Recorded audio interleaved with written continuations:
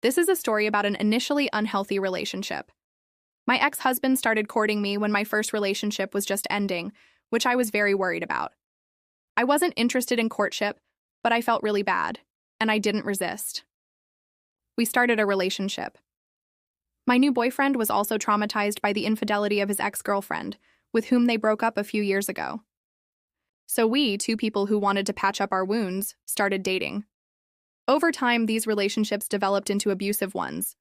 I didn't know that my boyfriend was diagnosed with endogenous depression. It was unnoticeable before the wedding. Apparently, hormones during falling in love significantly improved his condition. But after the wedding, he changed. He began to live in two states: uncontrolled aggression or sleep at any time when he takes pills.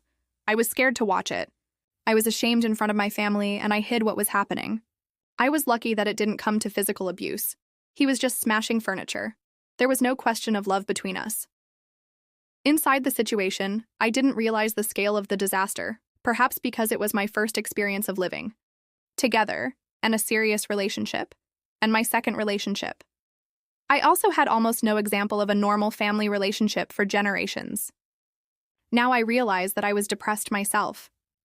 At the same time, we planned a baby, consulted with doctors, and I took vitamins. One day he went to a meeting with a friend. In the night, he called me, told me that he had cheated on a prostitute, and demanded to forgive him. Otherwise, he would commit suicide. This was the last point in the relationship. My parents divorced because of infidelity, and I said that this is a very painful issue for me. I cried about it at night, he knew it, and saw it. He had the same painful experience himself. In 2 weeks, I lost 15 kilograms, I couldn't eat or sleep, and then I found out that I was pregnant.